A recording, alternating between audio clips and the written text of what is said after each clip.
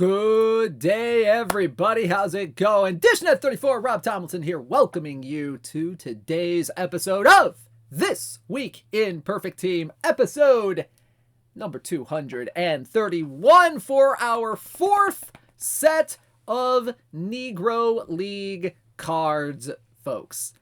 Hopefully y'all have had a great week so far. I know so far my week has gone very, very well.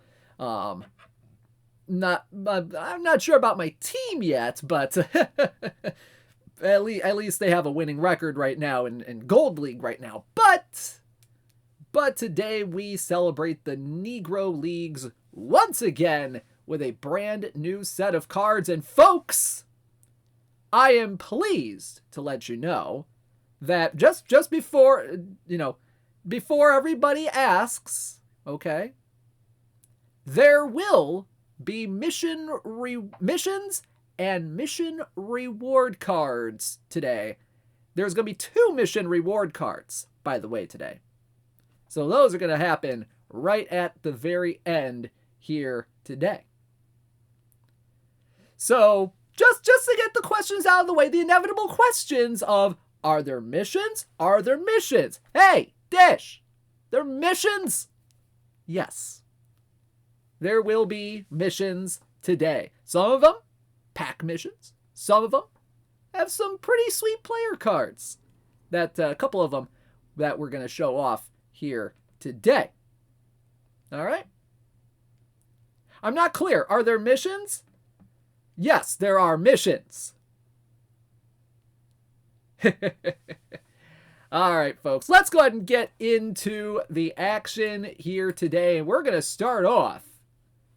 We are going to start off today by letting y'all know that next Saturday, the first Saturday in December, there we go, is going to be the 8th Perfect Team Championship Series. That is right, Saturday, December 9th. So it's actually the second Saturday in December because December starts tomorrow.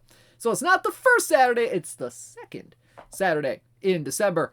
It is going to happen starting at noon Eastern Time with finals coverage on the OOTP Developments Twitch channel. Hey, that's the channel you're watching right now. That's pretty cool. And like we said, the top 128 teams from this PTCS period, which actually should say November 6th through December 3rd, in each of the 10 eligible formats will participate in the PTCS. And of course, players get points based on how they finish in the PTCS. And the top 64 teams in the second 5 PTCSs, pretty much numbers 6 through 10, are going to go to the second Perfect Team Master Series. And of course, first place through 32nd place in each PTCS will get a brand new PTCS exclusive card, depending on how they finished. More information on that is going to be coming up in a separate stream that I do believe is going to be happening tomorrow afternoon, right here on the Twitch channel. So stay tuned tomorrow to learn a little bit more about what's coming up in Perfect Team Championship Series number 8. That's going to be a fun time. That is going to be a fun time. I'm not sure what time it's going to be at just yet, but I have a feeling it's going to be sometime in the afternoon. I'm not 100%, but I do believe that is what the team is planning on right now. So, fun, exciting stuff coming up. That's going to be a fun one coming up. All right, and a little bit of an update on limited edition cards that are out there. As of 9 a.m. Eastern, November 30th, hey, that's today, Ben Taylor, the 100-copy limited edition card we released yesterday, 13 out of those 100 cards have been pulled. And as for the Manny Machado card that was released last week as part of the limited edition drop on the Tuesday stream, 37 of them out of the 50 that are available have been pulled. And of course, for those of you wondering, the Eugenio Suarez cards that were released on Tuesday all 50 of them have been accounted for. So there's that as well. All right, so yeah, not a whole lot of news and notes today, folks. We're just going to go ahead and get right into the content here today. Our fourth set of Negro League cards. There are going to be 15 players in total in this set. We're going to show all of them to you today. All 13 packable cards and the 2 mission rewards that we will have in today's set. So, buckle up. It's going to be a fun afternoon talking about some really good Negro League players coming up here today. So let's go ahead and get things started out, shall we? All right, let's go ahead and get started. And we're going to start at the gold level today, our lowest level card of this particular set. I know we had some stuff on Tuesday that was released for Negro League cards. So we're gonna focus on gold and up on the stream here today. So let's go ahead and get started on the pitcher's mound. And we're going to start off with a guy who pitched in the 1920s and a little bit in the 1930s. 6 seasons with 7 different teams. Ladies and gentlemen, 83 overall, left-handed starter, Bill McCall. Bill McCall. 6 seasons in a movie. Bill McCall from the Negro League collection. He has 91 stuff, 86 movements, 79 homer rating, 89 pitcher BABIP, 77 control. A lot better against lefties than he is against righties. 94 stuff, 90 movement, 82 homer rating, 93 pitcher BABIP, and 78 control. He's got 93 stamina, 64 on the hold runners, has a fastball, slider, curveball, and changeup. So pretty much very good changeup here. A couple of decent secondaries as with the fastball and the slider. Mainly, this guy played for the Birmingham Black Barons, but he pitched for 7 different teams in the Negro Leagues. I believe the card year on this is going to be 1924. So for those of you interested in the tournament scene, there you go. 1924 is going to be when this guy, it's going to be the year on this card.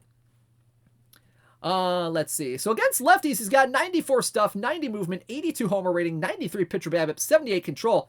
That's pretty interesting stuff against lefties here.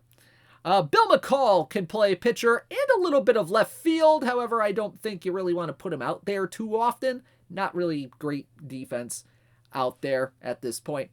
But he can play left field. He's not going to hit. Not really going to field much, but you know, he can stand out there and all that. Bill McCall, he pitched from 1922 to 1931. Went 33 and 49 in his career. I don't know why it says a 105 ERA. That was not exactly his record here. Let me go ahead and find that again. His ERA is actually a 4.05 ERA. Not sure why he didn't change that. Not 100% sure on that. Or I just accidentally... I know what? I think I know what happened. I accidentally pressed the 1 button instead of the 4 button. Because sometimes, you know, the 1 button and the 4 button... Yeah, they're right next to each other on the number pad. So, bleh. But yeah, 4.05 ERA in his career. 1.75 K to walk ratio. And a 110 ERA plus. Went in that 1924 season, like we mentioned, probably one of his better seasons.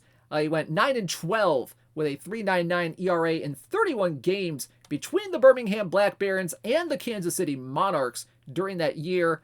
31 games that year, and he gave up a 703 OPS against opposing hitters in his career. Now, if you look at the stats here a little bit, he might have actually had a better season in 1925 when he was playing for the Chicago American Giants. He went 6-6 in 26 games, 11 games started. He had a 2.95 ERA during that year, 144 ERA plus. So not a bad year for Bill McCall. Not a bad couple of year run there for Mr. McCall. And, not a whole lot is known about Bill McCall other than, he played for these teams. He played for the Pittsburgh Keystones, the Cleveland Tate Stars, we mentioned the Black Barons and the Monarchs and the American Giants. He also played for the Indianapolis ABCs in 1926, and then he took a few years off before latching on with the Detroit Stars in 1931. So there you go. Bill McCall. Bill McCall, left-handed starter with 1924 on the card. He is in. Perfect team. 24. Alrighty. Next up, let's go to the outfield for our next card on the day. And let's see. Did I miss a guy? Nope, I did not miss a guy. Okay, good. All right, we're going to go to the outfield for our next card. And it's going to be 86 overall from the 1934 Philadelphia Stars, which is the year on the card, year and team on the card. He is 86 overall center fielder, Cheney White. Cheney White, 87 BABIP, 76 power, 80 avoid K, 101 contact, 94 gap, and 92 on the eye. A little bit better against righties than he is against lefties as a left-handed hitter. 87 BABIP, 78 power, 82 avoid K, 102 contact, 95 gap, and 93 on the eye against righties. And against lefties, he's not terrible. 84 BABIP, 72 power, 76 avoid K, 96 contact, 90 gap, and 89 on the eye. So a little bit of a closer split than, a lot of other splitty guys, but still a little bit of a split. You can play left field, center field, and a little bit of right field. Left field, he is fully trained. Center field, fully trained. Right field, need to train him up just a little bit here as well. 90 outfield range, 96 outfield error, and 63 on the outfield arm. He's got 60 speed, 78 stealing, 69 base running, with 98 on the sac bunt and 100 on the bunt for hit. This is a very interesting card. It's kind of fitting a little bit that we have this card in the set because his nickname was Reindeer. So, happy holidays, everybody. Oh, but Cheney White, not a whole lot is known about Cheney White. Like, his Wikipedia page is literally one sentence. Just one sentence. So not a whole lot to go off of in terms of, like, background on who this guy was, what he did. But, he had a pretty solid career. He played 17 seasons in the Negro Leagues for, a lot of different teams. We're talking 1, 2, 3, 4, 5, 6, 7, 8, 9, 10 teams, I do believe. Yeah, 10 teams looks about right from the database I'm using. But he hit 312, 375, 420 in his career with 34 homers and 541 RBI. Kind of averaging, 6 homers a year in a hypothetical 162 game season, which it's not terrible. 1929, though, was probably his best year, even though it says 1934 on the card when he played for the a couple of teams there. He actually did very well in 1929. His slash line that year was 358, 410, 533 with 4 homers, 59 RBI, but he had 18 doubles and 10 triples. The only season where he had double digits in both categories in 72 games, which that's quite a lot of games right there. Kind of splitting between a couple of teams, I do believe. So not too bad there. I believe he played part of the year for Indianapolis, I think. That's what it looks like. Not sure though. I'll have to take a look at that a little bit closer. But this is a pretty good year. One of only 2 seasons where he had 100 or more hits in a season, along with the 1927 season, which he hit .313 with 5 homers, 63 RBI, and 23 doubles and 120 hits. All that career highs right there. So there you go. Chaney White, very interesting player here. Looking purely at the statistics, he is in. Perfect team. 24. All right, next up. Oh man. You know, this is one of the more unique cards that this next card is one of the more unique cards that I really like in this set. Because I think a lot of us really pride ourselves, some of us at least, pride ourselves on our 2020 vision. Well, this guy, you know, probably has some better eyesight than 2020 because this guy's got a lot of eye on this card right here. Ladies and gentlemen, 86 overall from the 1940 Baltimore Elite Giants. Ladies and gentlemen, it is right fielder Goose Curry.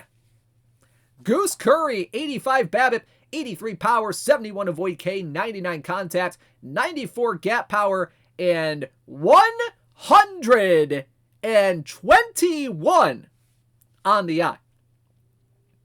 A lot of people are saying, isn't that food? Well, if you don't put the term baseball into Google and you just search Goose Curry, you are going to get some recipes. But you know what? Goose Curry, he was definitely cooking at the plate during his career. Played from 1928 to 1947. Hit .301, .405, .422 in his career with 25 homers and 270 RBI. And he was really getting on base. I'm talking, like, I'm looking at some Seam Heads data here, and they have these batting percentiles, comparing, you know, stats to historical Negro League players, and the walk percentage in his career was 13.6%. League average around the time period in the whole of his career was 8.6%. So this dude was 5 percentage points above what was average for the time period. We're talking, this guy was in the 95th percentile of walk percentage among all Negro League hitters. So that's pretty darn good. We don't have complete data on how much he struck out. However, you know, there was one little tiny season that we have in 1940, and even that's incomplete. In 1940, you know, it's an incomplete record, like I said. But he had 34 walks, which is a complete record. But the incomplete record for strikeouts has him listed at 0. So, this guy, lot of plate discipline. That could be huge for a lot of players, especially when you get into tournaments and stuff like that. Goose Curry, he can play left field and right field, fully trained, partially trained out in center field as well. 73 range, 86 error, 85 arm, so definitely has that corner outfield profile in terms of his defensive ratings. He's got 63 speed, 77 stealing, and 70 on the base running. And in terms of batting splits, he's got a little bit better against righties than he is against lefties as a left-handed hitter, which makes some sense as well. Goose Curry, 2 seasons. He had only 2 seasons out of his 17 seasons in the Negro Leagues with an OPS of less than 100. This guy was an OPS machine, all right? Career OPS plus of 124. He had years where he had like, a 135 OPS plus. He had a couple of 120s, had a few 130s. Had a 22-game stint in 1937 where he had 160 OPS plus. So there's definitely some small samples mixed in here for this guy. But this guy was really good at the plate. He had 1940. You know, we mentioned 1940 for Goose Curry, and this was an absolutely insane stat line here, okay? This was between multiple teams in 47 games. He hit 307 with a 480 slugging percentage, but his on-base percentage that season in 1940, 467. And that, my folks, translates to a 20.5% walk percentage. 20.5% walk percentage. The only year where he had anything in the 20s for walk percentage. So that is just an insane season right there for Goose Curry.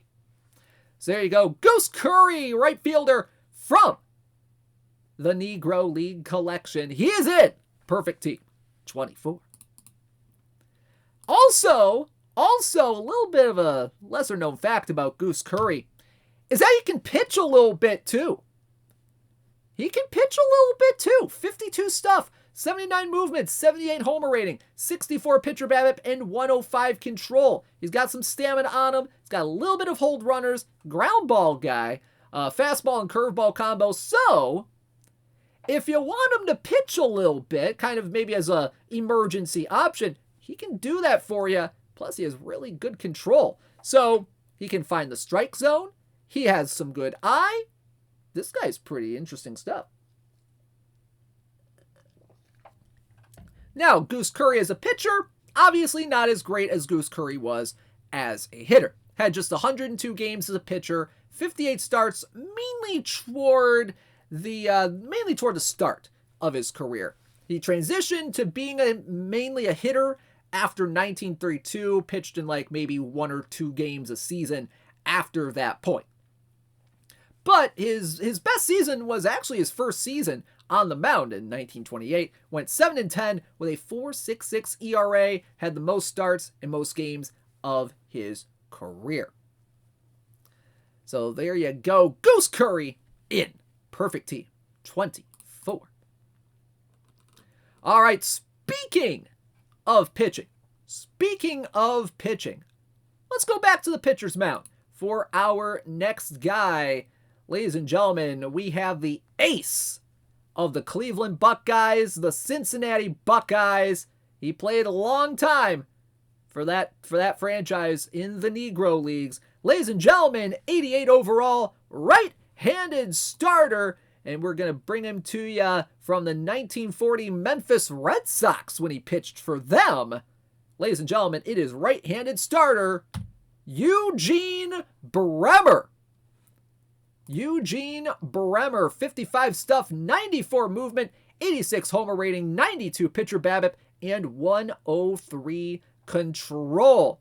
Against righties, he's a little bit better against righties than he is against lefties. 57 stuff, 97 movement, 89 homer rating, 96 pitcher BABIP, and 104 control. So very good control guy, pretty decent pitcher BABIP as well. 81 stamina, 44 on the hold runners. He is a ground ball guy, so that might be pretty interesting for a lot of people. 90 to 92 on the velocity. Fastball, slider, curveball, and changeup in his repertoire. Eugene Bremer, this guy right here. Not a whole lot of information on him. Well, actually, there is a little bit of information on him. There is a lot more information on Eugene Bremer than a lot of other folks that we have here today. From 1936 to 1948, he went 36-26 with a 3.55 ERA, 1.10 ERA plus, and a 1.62 strikeout to walk ratio. He played for a lot of teams between minor leagues and the Negro major leagues. Some of the more notable ones, like we mentioned, the Cincinnati and Cleveland Buckeyes from 1942 up until 1948. He also played, like we said, for the Memphis Red Sox, played a season for the Kansas City Monarchs. He played for the Cincinnati Tigers. And then back in the minor leagues, he played for some teams in New Orleans, Shreveport, Cincinnati, Broadview. Broadview Buffaloes, by the way, integrated team in the Canadian Southern Saskatchewan League, viewed by many historians as one of the first integrated teams in all of Canada as well, which is pretty awesome stuff there. And he also played, I believe, a little bit of a stint in the Mexican League in 1939 with the Industriales de Monterrey. Pretty interesting stuff there. He became the ace of the Cleveland and Cincinnati Buckeyes pitching staff between 1942 and 1948. He won the 1945 Negro World Series with the Buckeyes as well. Now, normally he pitched without a windup and utilized an overhand curveball, which was very interesting during that time period because, had a lot of 3/4 arm slots, a little bit of sidearm slots. So overhand curveballs, not really too common in those days. So Eugene Bremer, there's actually a few stories here, and actually, he had a little bit. He was actually supposed to receive a tryout from the Cleveland baseball team prior to the 1943 season. All right. However, that was reported by the Chicago Tribune at the time in 1942. However, the team's president at the time, unfortunately, he reneged on the promise. So apparently there was a promise in place to have Eugene Bremer as well as Sam Jethro receive a tryout from the Cleveland baseball team. And the president stated to the Cleveland Call-in-Post at the time that his scouts had seen Bremer, Jethro, and another guy, Parnell Woods, play in the second East-West All-Star game. And based upon that one viewing, he decided that the three, quote, did not stack up as material for our team. Well, that's kind of crappy now, ain't it? Just make an assumption just based on one game. Just one game. Boo. Boo. Boo that president dude. But you know what? He kept dominating in the Negro Leagues after this point. Because, this guy, he went 8-1 in 1945 with a 2.09 ERA. In 1944, he had a 4-2 record in 7 games with a 2.32 ERA. He had a 3-0 record in 6 games in 1946. Had 2-2 record in 1947. So very, very good years that he had with the Buckeyes. So pretty cool stuff right there for Eugene Bremer. He is in. Perfect team. 24. Alrighty, so there's Eugene Bremer. Let's go to some diamonds, folks. We have just 5 golds in this set for you. Let's go off to the diamond level. And once again, we're going to stay on the pitcher's mound for this one. And we're going to go to a guy who pitched quite a while for the aforementioned Memphis Red Sox back in the day. Ladies and gentlemen, from the 1928 Memphis Red Sox, a little bit before Eugene Bremer's time, it is 93 overall, left-handed starter, Carl Glass. Carl Glass, 80 stuff, 104 movement, 99 homer rating, 80 pitcher BABIP, and 96 control. Fairly almost even on the splits here. He's got 80 stuff against both lefties and righties. About 5-point difference in movement overall. 3-point difference in home run rating between lefties and righties. 101 against lefties, 98 against righties. Similar BABIP against both lefties and righties at 80. And then for control, he's got a couple points better against lefties than he does against righties. 105 stamina and 84 on the hold runners. Fastball, slider, curveball, and changeup in his repertoire. Ground ball guy, 92 to 94 miles per hour. Now, Carl Glass played for 8 different seasons. He's also known as Butch Glass as well, and that's actually what his Wikipedia page is under. Played mostly for the Memphis Red Sox. He played for them between 1923 and 1930 with some stints with the St. Louis Stars, Kansas City Monarchs, Louisville White Sox, and the Chicago American Giants kind of bundled in there as well. But Carl Glass, he had some pretty decent seasons, and I think his best one definitely had to be that 1928 season like we referenced a little bit ago. Went 12-10 with a 2.96 ERA, about a 1.34 ERA plus, 29 games, 16 starts. He had 15 complete games that year. So 15 of his 16 starts were complete games. That's pretty darn cool. And it's the only season in which he had 200 or more innings pitched. But yeah, this guy was a stalwart for the Memphis Red Sox in his career. Had a 40-44 record with them, 3.55 ERA. Pretty good stuff there. Overall, he had a record of 46-52 during his career, 3.65 ERA, a 1.74 K to walk rate, and a 1.19 ERA plus. As well as pitching, he can play a little bit of first base, can play a little bit of left field, can play a little bit of right field as well. So if you needed some backups in those particular positions, this guy could definitely be pretty useful. Yeah, hopefully don't break him in an emergency. Exactly. Yeah, you kind of want to use him in case of emergency in left field and right field. Not sure about first base, but I would assume his left field, right field defense is at least passable. So pretty interesting stuff here with Carl Glass. Pretty interesting stuff for Mr. Glass. Ladies and gentlemen, he is in Perfect Team 24. Yeah, not a whole lot to talk about with Butch Glass, to be honest. He only has like a couple sentences in his Wikipedia page. He gave up a 654 OPS to hitters in his career. That's pretty good stuff too.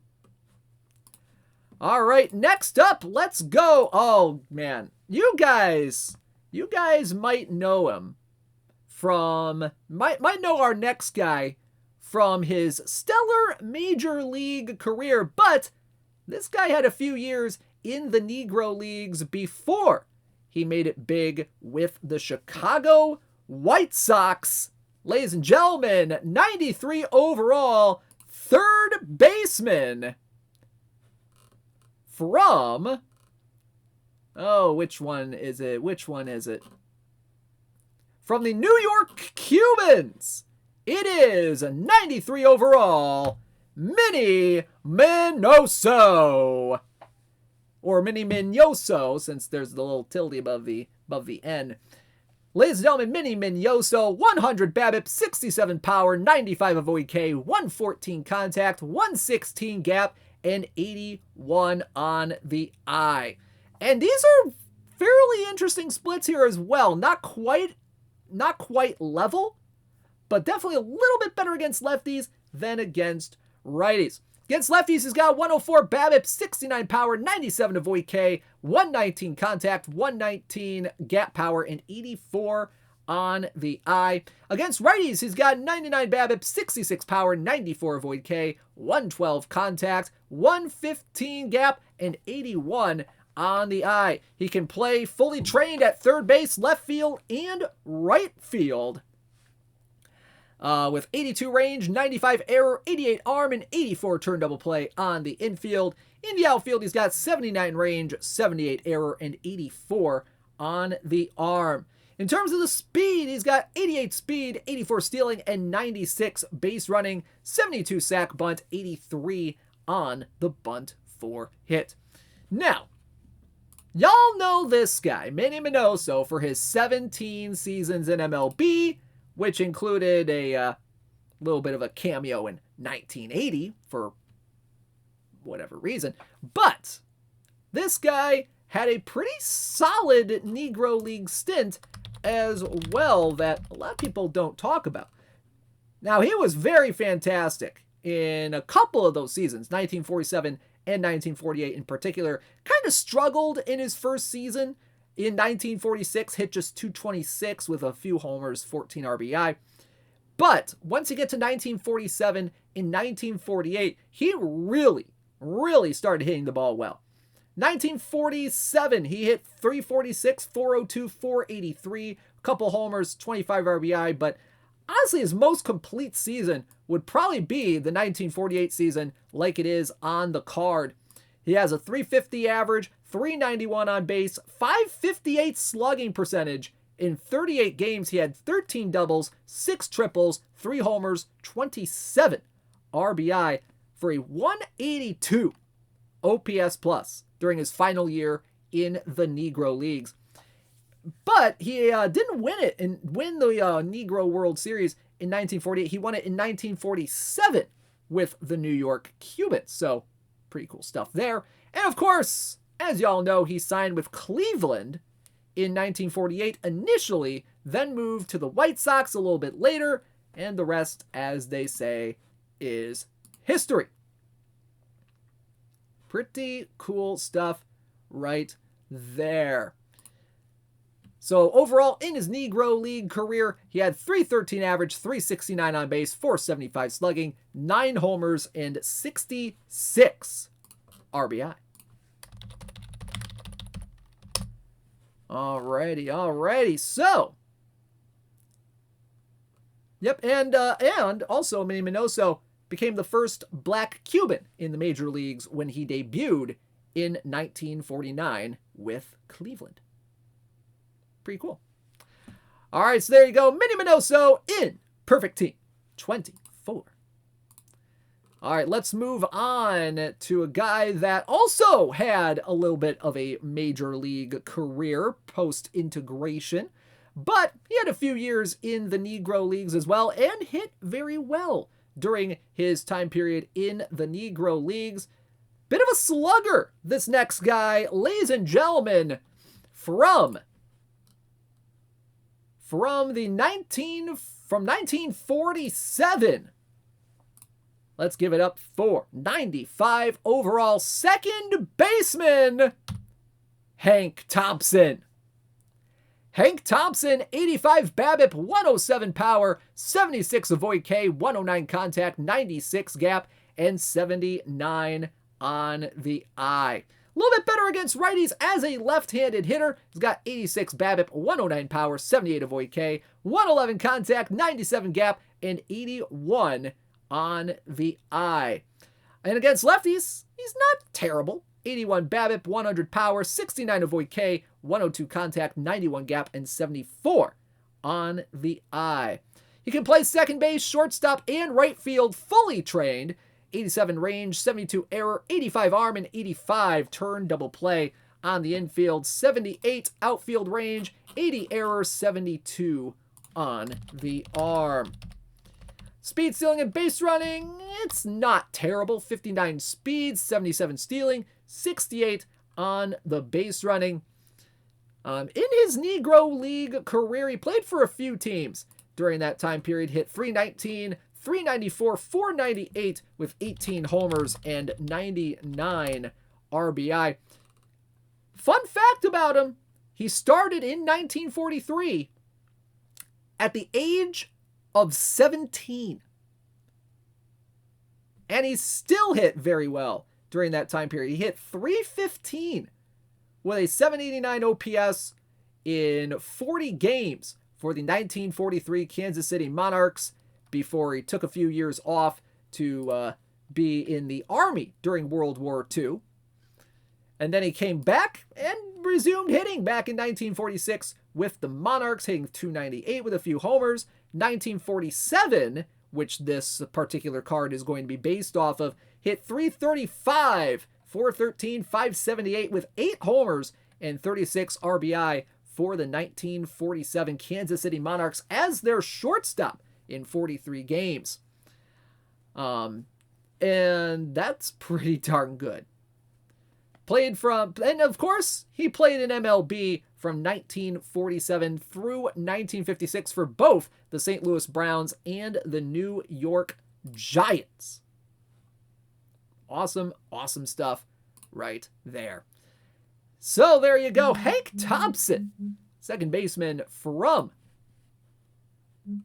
the Kansas City Monarchs.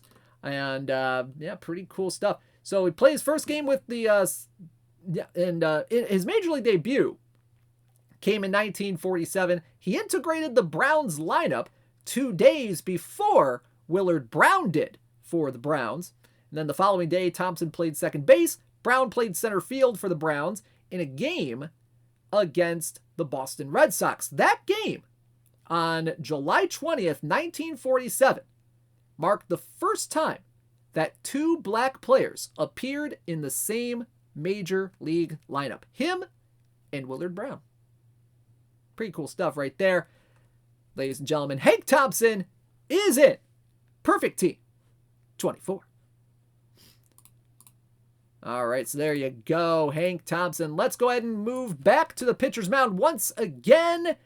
And we're going to bring to you our next guy from, let's see, from the 1941 Birmingham Black Barons. Ladies and gentlemen, we bring to you 96 overall, Dan Bankhead. Dan Bankhead, 99 stuff, 103 movement, 88 home run rating, 111 pitcher BABIP, and 72 control. Definitely a little bit better against righties than he is against lefties. 101 stuff, 104 movement, 89 homer rating, 114 pitcher BABIP, and 73 control. Kind of decent against lefties. 96 stuff, 103 movement, 87 homer rating, 108 pitcher BABIP, and 70 control. 61 stamina, 52 on the hold runners. He's got a fastball, slider, curveball, and changeup combo. Fly ball guy, though. So you might want to try to, watch the homers a little bit with this guy. 94, 96 on the velocity. Dan Bankhead, this guy pitched from 1940 to 1947, had some very good years, actually. 19-5 with a 3.08 ERA in his career, with a 1.9 strikeout to walk ratio and a 1.15 ERA plus. That's pretty darn good. That's pretty darn good. In fact, he was known as one of the top pitchers in the Negro American League during his time in the Negro Leagues. Now, 1941, probably his best year with the Birmingham Black Barons. He went 7-1 with a 1.89 ERA in 71 1/3 innings, 12 games, 7 starts, 5 complete games during that particular season. That's pretty darn good. That's pretty darn good. Played for the West All-Stars for a couple of games, and pitched mainly for the Birmingham Black Barons. Now, Bankhead, not a lot of people know this, but he actually made some brief appearances with the Brooklyn Dodgers. He was signed not long after the Negro League's All-Star Game in 1947. He was signed by the Dodgers and made it to the big leagues in 1947.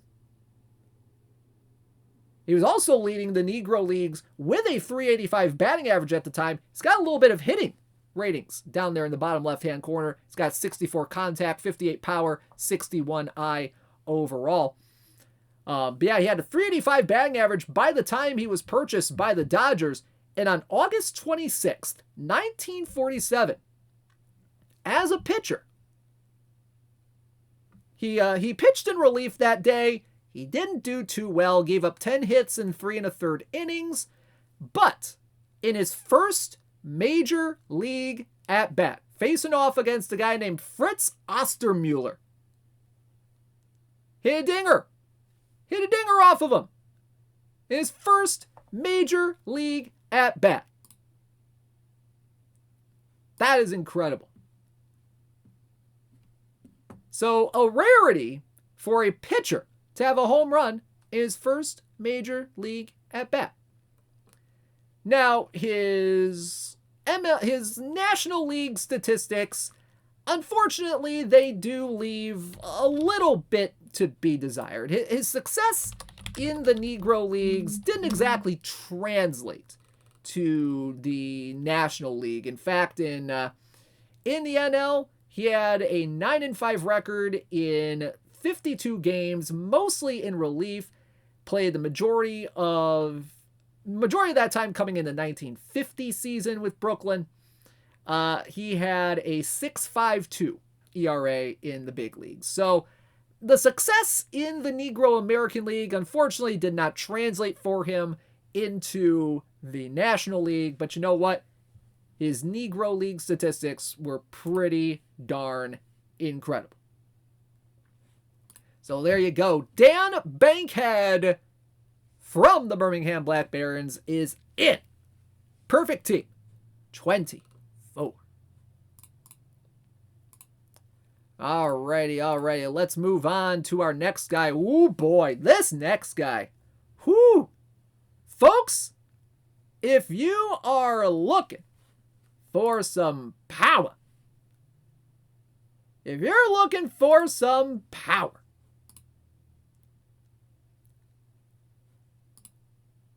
okay, first of all, Dan Bankhead, he actually was never a Kansas City Monarch. Never played for the Monarchs. Played for the Black Barons and a couple of seasons for the Memphis Red Sox.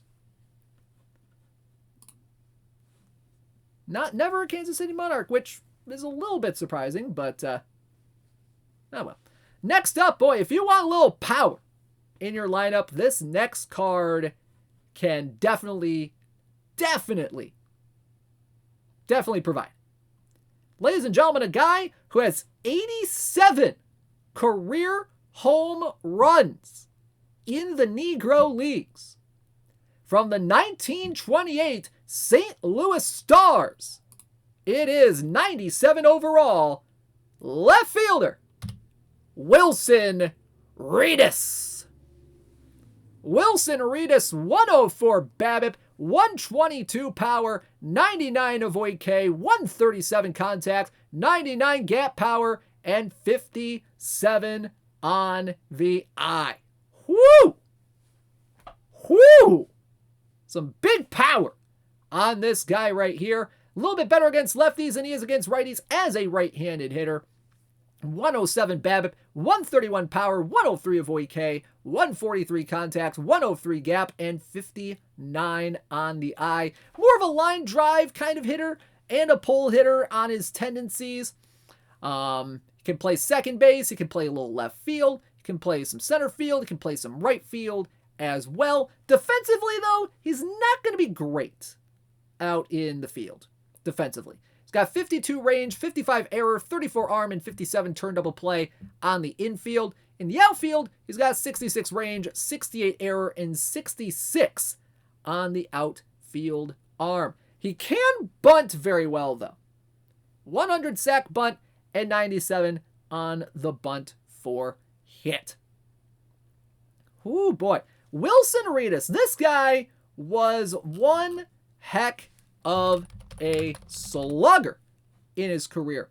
Not a whole lot of information about him in terms of, his career, but we can definitely look at the stats and show you that this guy, oh man, he could really slug the crap out of a ball. Played 17 seasons with 9 different teams, mainly in St. Louis for 8 of those seasons. He had a 300, 364, 467 slash line, 87 homers, and 521 RBI in his career. Double-digit homers in 3 of those seasons. Mainly early on in his career, 1925, 1927, and 1928. 1928, the season on which this card is based off of. This is some really good stuff here. 334, 386, 630 on the slash line during that 1928 season. In 85 games, he hit 22 homers, 23 doubles, 84 RBI, 114 hits as well. That was career highs for him in homers, doubles, and RBI. Not bad at all for this guy right here.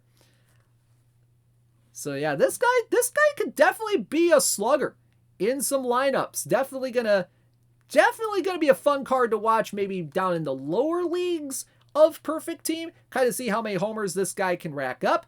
But this guy's gonna be pretty good at the plate.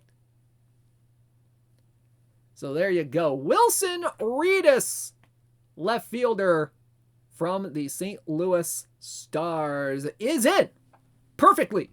Perfect Team 24. All right, we have just 4 packables left to show you here today. 4 more packables to show off for you here today. And we're going to go back to the pitcher's mound for our next guy. Ladies and gentlemen, we got ourselves a right-handed pitcher that was pretty darn good in his career. Racked up 135 wins. 135 wins in the Negro Leagues. Started a crap ton of games. Completed most of them. Oh man, this guy is something else. Ladies and gentlemen,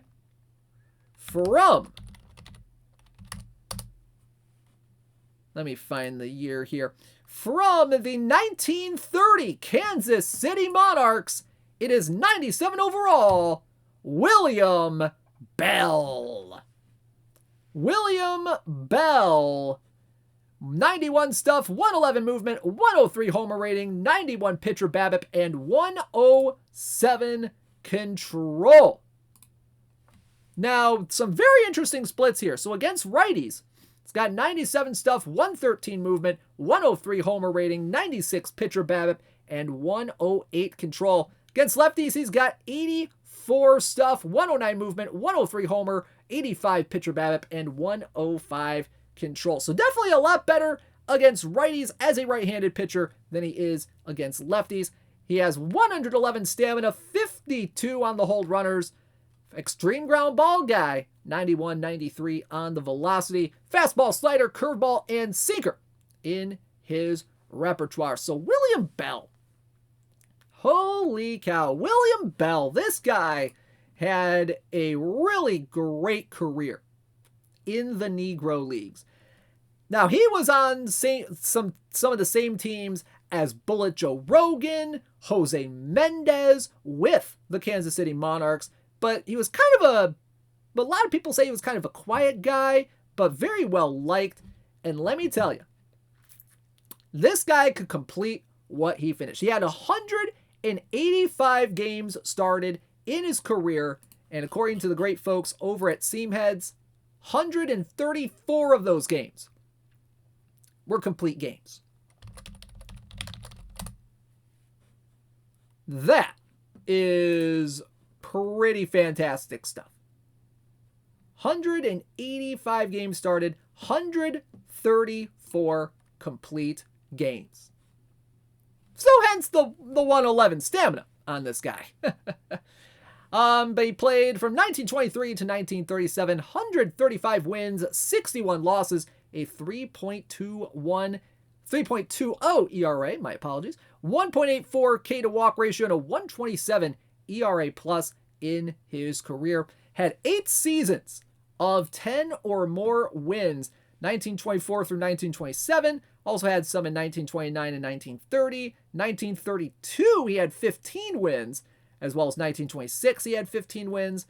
And in 1934, he had 11 wins. So this guy, a born winner right here. 135 wins. In a 162 game average, that would translate to about a 21-9 record over a 162 game season. That's pretty good. And this guy, very good at preventing home runs as well. This guy, obviously, it's an incomplete record when it comes to some Negro League statistics, but he only gave up 28 home runs total in his career. So this guy's going to keep the ball in the ballpark pretty well right here. So there you go. William Bell.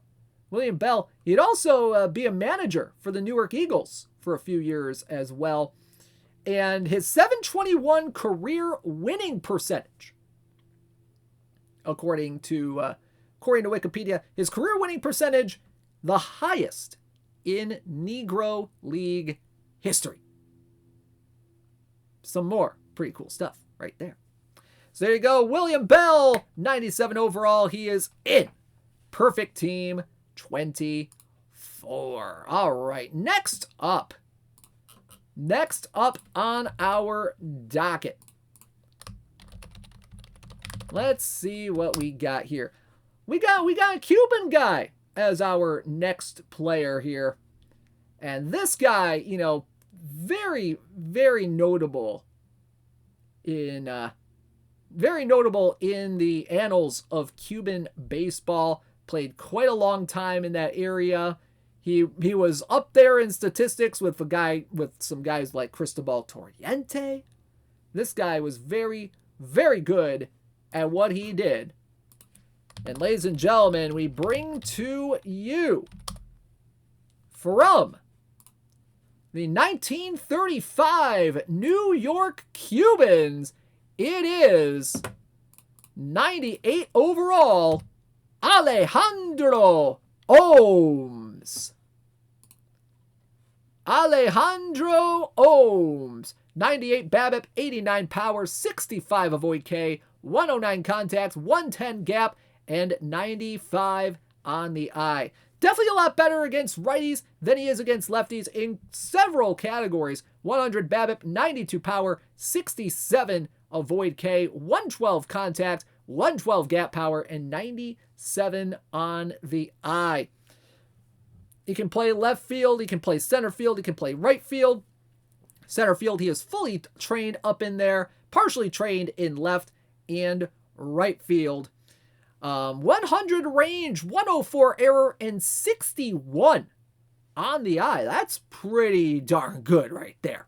56 speed, 83 stealing, and 85 base running. So some very good range, some very good error rating out there in the outfield. 96 on the sac bunt, 97 on the bunt for hit. Alejandro Ohms, he played for quite a while in the Negro Leagues, played for 15 seasons, 1917 through 1935, had a few years off between 17 and 21. Hit 336, 409, 512 in his career with 45 homers and 361 RBI. 1935, this is what the card is based off of here. For the New York Cubans, and this was actually his final season as a Negro League player, at the age of 39. Hit 365, 419, 541 in 48 games, 3 homers, 33 RBI, 13 doubles, and 5 triples out of his 66 hits. That's pretty darn good right there. He won the Cuban League MVP award in 1928, 1929. Had a very, very good had some very good seasons that year. And Ohms actually ranks second all time for career batting average in the Cuban League. He played winter ball in the Cuban League from 1922 all the way up to actually 1946, according to Wikipedia. Led the league in batting average 3 times during his career. Had a career average of 345, only trailing Cristobal Torriente. So there you go. Alejandro Ohms. He is in Perfect League 24. Awesome, awesome, awesome stuff right there. All right, we have one more diamond to show off before we get to the one packable perfect card that is in this set. Ladies and gentlemen, this guy is a guy that can play a lot of different positions for you guys. He can play catcher, first base, third base, shortstop, left, and right. And he can also hit pretty well as well. I mean, this guy, nicknamed the Black Bomber, ladies and gentlemen, 99 overall shortstop from the New York Lincoln Giants in 1929, it is John Beckwith. John Beckwith, 94 BABIP, 108 power, 92 avoid K, 122 contact, 95 gap power, and 84 on the eye. He's a right-handed hitter. Has a little bit of a better split against lefties here. 97 BABIP, 112 power, 95 avoid K, 127 contact, 98 gap power, 86 eye against left-handed pitching. He can play catcher, first base, third base, shortstop, left and right, like I just said. Fully trained at third, short, and first. Partially trained at catcher, left field, and right field. He's got 84 catcher ability, 80 catcher arm behind the plate, 89 infield range, 84 infield error, 90 on the infield arm, and 82 on the turn double play. In the outfield, he's got 66 range, 66 error, and 66 on his outfield arm. 59 speed, 77 stealing, 68 base running as well, 80 on the sac bunt, 89 on the bunt for hit. John Beckwith was a very, very, very, very good hitter in his career. Let's talk about his career here a little bit because it was very, very good. Very, very good. He was the younger brother of fellow Negro Leaguer Stanley Beckwith. Hit 347, 399, 595 in his career with 107 home runs, 586 RBI. He had 4 seasons of double-digit home runs. This guy had 15 homers in 1925, 10 of them in 1926, 14 of them in 1929, and 12 of them in 1931. He hit 370 or higher in 5 full years, and in the 1925 season, he hit a cool 404 in 50 games in 1925. He actually used a 38-inch bat, which was kind of his signature, and he routinely hit over 300 against official Negro League competition, which is pretty darn cool right there. His 1929 season, which this card is based off of, 386, 448, 691. He had 14 homers, 60 RBI, 17 doubles, and 2 triples in 56 games. So John Beckwith, pretty darn cool stuff right here. And he actually ranks among the Negro League's career leaders in batting average, home runs, RBI, and slugging percentage. It's pretty darn good. And he actually got some pretty good praise from a lot of, Negro Leaguers and major leaguers as well. I mean, pitcher, let's say, Ted Double Duty Radcliffe.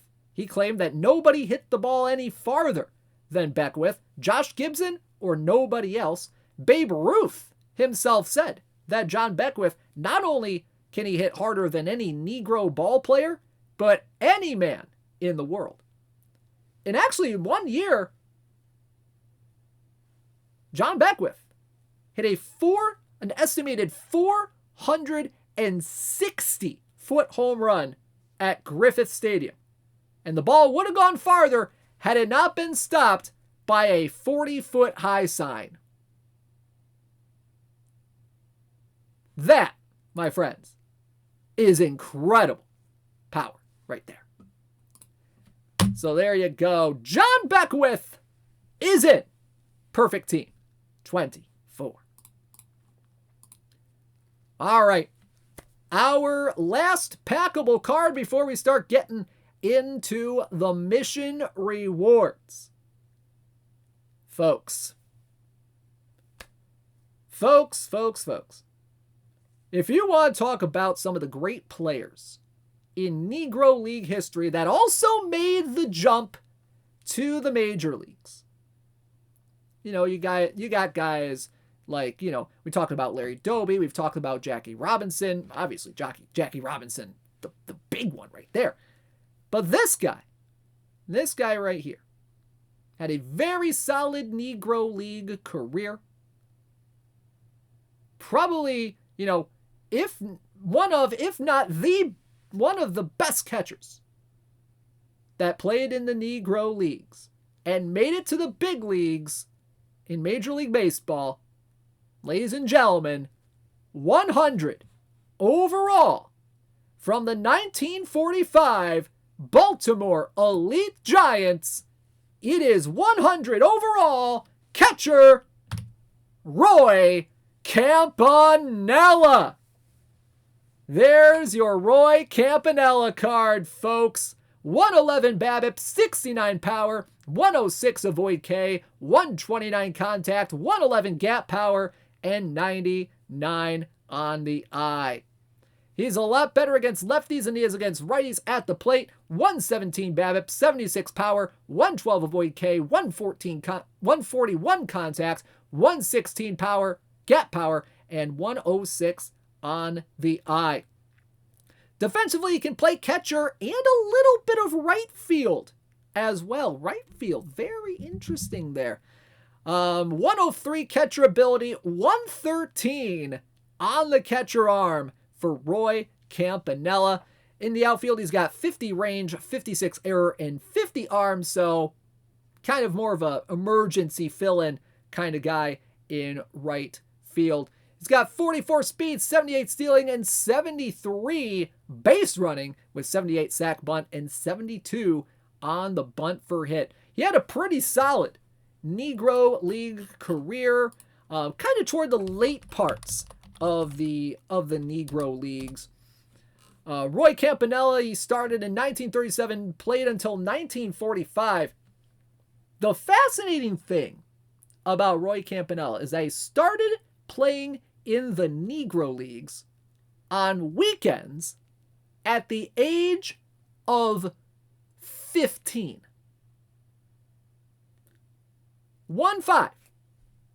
15. That is pretty interesting right there. Had 5 straight seasons of 10 or more doubles in the Negro Leagues. He had 12 homers in 1943, which was his career high. Pretty cool stuff right there. And he signed with the Dodgers in 1946, was a very elite catcher in the big leagues as well. He won the MVP in the National League 3 times in the National League. That's pretty darn cool right there. He's dropped out of high school a few months after his 16th birthday, so he could play full time in the Negro Leagues, which is pretty fascinating stuff there. But yeah, this guy really dominated the Negro Leagues. In fact, in 35 games in 1944, had 390 average, couple homers, 29 RBI. But 1945, which is what this card is based off of, 61 games, he hit 359, 440, 545 with 5 homers, 48 RBI. So there you go. Roy Campanella. A lot you can say about Roy Campanella and his career. I mean, this guy was pretty darn cool. Alrighty. Roy Campanella, he is in Perfect Team 24. All right, folks. So there's your packable cards. They're going to be in the set. That's all the packable cards. They're going to be in this set. All 13 of those guys. However, there are missions, like we said at the top of the show, that are coming out today. There's going to be a mission to complete Negro League Set 4. So there's some pretty cool stuff coming up there. And the reward for completing the Negro Leagues 4 collection is this guy coming up right here. It is 100 overall left-handed starter. 100 overall lefty starter. He comes to us from the 1933 Chicago American Giants. It is Bill Foster. One of the great pitchers in Negro League history. 129 stuff, 117 movement, 101 homer rating, 113 pitcher BABIP, 94 control. Against lefties, he's got 133 stuff, 118 movement, 101 homer rating, 115 pitcher BABIP, and 97 control. Against righties, he's got 128 stuff, 116 movement, 100 homer rating, 112 pitcher BABIP, and 93 control. So this guy really good against both lefties and against righties. Stamina, he has 104 stamina. He's got 54 on the hold runners. Ground ball guy, 94 to 96 on the velocity. He's got fastball, slider, curveball, changeup, and a little bit of a knuckle curve in here as well. Bill Foster. Let's talk about Bill Foster and his incredible career. Basically known as William or Willie Foster. He was the younger half-brother of Rube Foster, Negro League player, pioneer, fellow Hall of Famer. He was pretty good too. Had 150 career wins in the Negro Leagues. He had a 2.59 ERA, 132 ERA plus, and a 1.96 K to walk ratio. Had 221 games started, 175 complete games in his career. He was a 4-time ERA champ as well. This guy was really solid ERA-wise. He had a 1.62 ERA in 1925. He had a 1.79 ERA in 1926 to go along with a 16-6 record for the American Giants. 1927, he had 25 wins in 38 games for the Chicago American Giants with a 2.12 ERA. This guy had some very phenomenal seasons. Another one, which this card is based off of, 1933. He had a 7-4 record with a 2.62 ERA, which is pretty good for that particular time period. He had 7 seasons of 10 or more wins, including that 25-win season in 1927. And of course, he's known as one of the great pitchers in Negro League history.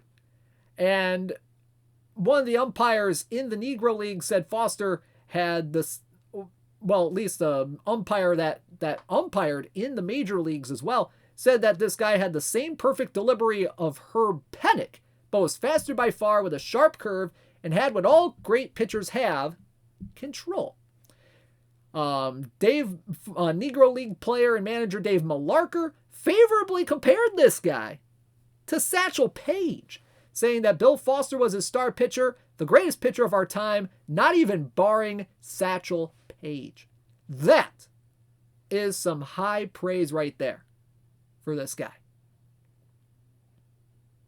So there you go. Bill Foster, your mission reward card for completing Negro League Set 4.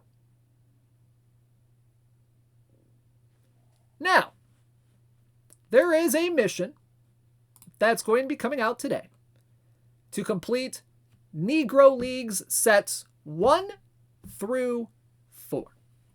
And folks, I have a very good feeling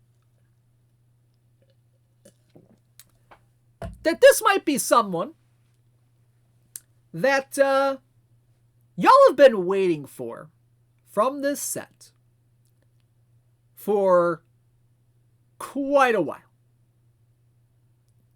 Quite a while. Ladies and gentlemen, he is finally here. Your mission reward for completing Negro Leagues Sets 1 through 4. 100 overall. Center fielder. Oscar Charleston. Oscar Charleston 121 BABIP, 124 power, 101 avoid K, 152 contact, 120 gap power, 107 on the eye. Against righties, he's got 122 BABIP, 131 power, 101 avoid K, 155 contact, 122 gap, 110 on the eye. Against lefties, he's got 118 BABIP, 102 power, 98 avoid K, 143 contact, 114 gap, and 99 on the eye. Now, there's one little thing I do need to correct right off rip. The defensive ratings here, he can play first base, he can play left field, he can play center, he can play right. The left field and right field training is actually incorrect on the slide. That is my apologies on that. He is going to have 115 out of 128 training in left field and in right field. So 115 training in left field and in right field. So definitely going to have a lot more initial training on this card than what he has on the slide. 107 range, 107 error, 107 on the range, error, and arm. In the infield, he can play first base a little bit. 70 range, 55 error, 85 arm, and 65 on the turn double play. Whoo boy, Oscar. I mean, we're talking about probably one of the best players in Negro League history. He was one of the early stars of the Negro Leagues. He started his career in 1915, played all the way up until 1941. Hit 350, 429, 573, 211 home runs, 1,317 RBI, considered to be the greatest center fielder in black baseball history. He won the Triple Crown in the Negro Leagues 3 times, which, as Negro Leagues have been integrated into Major League statistics, is the most in Major League history. Most times anyone has won a Triple Crown in Major League history. Has the second highest career batting average in Major League history behind some guy named Ty Cobb. He had 10 seasons of double-digit home runs in his career. He had 17 of them in 1921, 20 of them in 1922, 14 of them in 1923, 15 in 24, 20 of them in 25, 12 of them in 1926, 13 in 27, 11 of them in 28, 12 of them in 30, and 13 of them in 1933. Whoo, buddy. This guy just absolutely lights up a stat sheet. I mean, we're talking, I look at the batting percentiles chart on his Seam Heads page. Lots and lots of blue on this page. We're talking like 98th percentile in slugging, 98th percentile in isolated power, 95th percentile in home run rate, 99th percentile in walk rate, 94th percentile in walks to strikeout ratio as well. This guy was an absolute phenomenon when he played. One of those guys where, you know, if he was in the American League or the National League, he would definitely have been a star if it was not for the color line. Like, oh my goodness. That is just, whoo! Wow. I mean, what more can you say about how great Oscar Charleston was?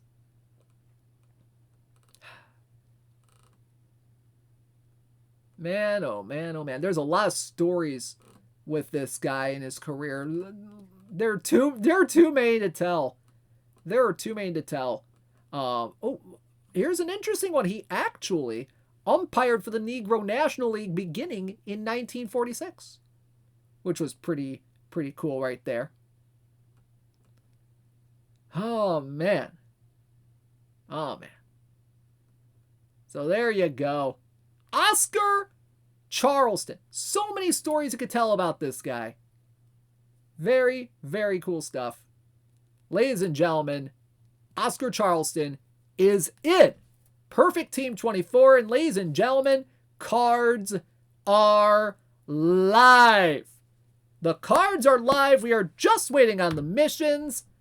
And there are your two mission centerpieces right there. Bill Foster and Oscar Charleston making their way to Perfect Team 24 today. Woo, baby! What a set we've had today. What a set. Some really great players coming out. Good luck to everybody on their search for Bill Foster and Oscar Charleston from the missions, and to some of the and for some of the other cards that we released today. Very, very cool stuff right there.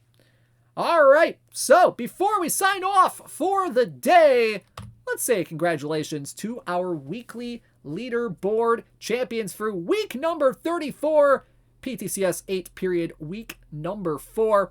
In the Daily Iron, it was M the Bow with the win last week with 184 points. Daily Bronze last week was won by Zargian 2 and the Debrecen Giants with 88 points. Daily Silver won by Jimbo Dan 1 and the Strong Baddie Attires with 182 points. Daily Gold won by Jimbo Dan and the Sacramento Riverbats with 133 points. In the Daily Diamond, it was Admiral Relativity and the Lamarinda Star Crushers getting the victory last week with 143 points. In the Daily Open, it was Chino 2 and the Merseyside Insufferables with 126 points.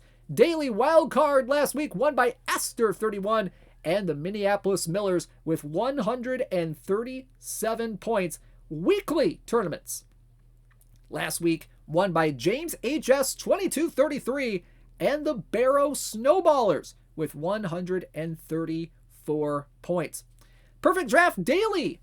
Last week, the leaderboard was topped by T-Taff 6 and the Wilson Makos with 154 points. And then in the Perfect Draft Weekly realm, the Huseman 1 and the Tourney Card team won the whole shebang last week with 73 points.